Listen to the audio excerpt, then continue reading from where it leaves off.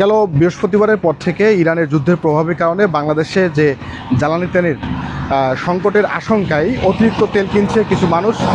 আমরা আজকেও দেখেছি যে গতকাল থেকে ঠাকুরগাঁয়ে বিভিন্ন পাম্পে অতিরিক্ত তেল ক্রয়ের কারণে অনেক পাম্পের তেল শেষ হয়ে গেছে, তারা ডিপোতে তেল কিনতে পাঠিয়েছেন এবং অনেক গাড়ি এসে রাস্তাতেও আছেন, তারা আসছেন। আমরা শহরের বেশ কয়েকটি পাম্প ঘুরেছি, বেশিরভাগ পাম্পে তেল বন্ধ, তাদের তেল মজুদ নেই বলছে পাম্প মালিকরা। আমরা আছি একবারে রোড এলাকায় একটি পাম্পে, এখানে তেল দেওয়া হচ্ছে।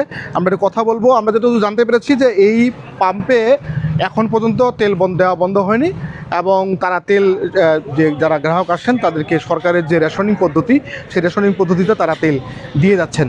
তবে সবচেয়ে যে বিষয় সেটা হলো যে গ্রাহকদের অতিরিক্ত চাপের কারণে এই যে পেট্রোল দেওয়ার যে মেশিন সেটি অকেজো হয়ে গেছে। আমরা একটু কথা বলবো এখানে যিনি পাম্পের দায়িত্বে রয়েছেন। ভাই, আপনাদের এই মেশিন নষ্ট কীভাবে?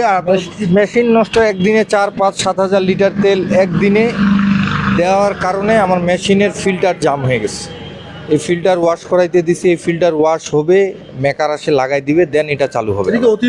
অতিরিক্ত চাপের কারণে একদিনে তো 7-8 হাজার 9 হাজার লিটার তেল বিক্রি হয় না, যেটা বিক্রি হওয়ার কারণে এই মেশিন ফল্ট করে গেছে। আপনার কাছে মনে হচ্ছে যে মানুষের এত তেলের চাহিদা আছে? না, তেল এটা মানে মানুষ বিনা কারণে নিচ্ছে। কারো দেখেন তেল আছে হাফ ট্যাঙ্কি, তারপরও সে ফুল করে নিয়ে যাচ্ছে।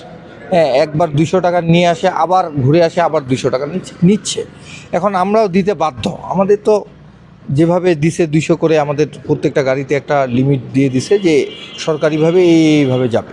আমরা মোটরসাইকেলে 200, প্রাইভেট কারে 10 লিটার, হ্যাঁ সেই পদ্ধতিতে আমরা তেল দিচ্ছি। এবং আমাদের কাছে যা তেল আছে, আমাদের পাম্প এখন পর্যন্ত বন্ধ করিনি আমরা। আমাদের তেল যা আছে আমরা ইনশাল্লাহ দিতেই থাকবো। দর্শক শুনছিলেন যে তাদের যতক্ষণ পর্যন্ত মজুদ রয়েছে ততক্ষণ পর্যন্ত তারা তেল দিতে থাকবেন। আমরা দেখি যে এখনই মূলত যারা এখানকার কর্মচারী রয়েছেন তারা হচ্ছে এই তেল দেওয়া অব্যাহত রেখেছেন।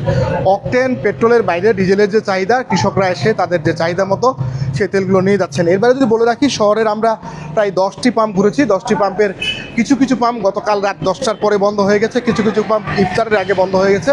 তারা বলছে যে আমাদের তেল যতটুকু ছিল অতিরিক্ত চাহিদার কারণে সেই তেলগুলো গ্রাহকদেরকে বিক্রির পরেই দেন হচ্ছে এই বন্ধ হয়ে গেছে। তবে বিবিসি তারা গাড়ি পাঠিয়েছে, অনেকে পেট্রোল পাম্পের মালিক যারা রয়েছে তারা বলছে যে গাড়িতে তেল পেয়েছেন কিন্তু রাস্তায় আটকে আছে। অনেকেই বলছেন যে এখনও সিরিয়ালে আছে, গাড়ি তেল পায়নি। তবে পাম্প মালিকরা যেটা আশ্বস্ত করছেন যে তেলের হচ্ছে কোনো ধরনের সংকট হচ্ছে হওয়ার সুযোগ নেই। এটি এক ধরনের অতি উৎসাহে অনেকেই হচ্ছে এই তেলটি কিনছেন। তো এই ছিল মূলত ঠাকুরগাঁও রোড এলাকা থেকে সর্বশেষ আপডেট।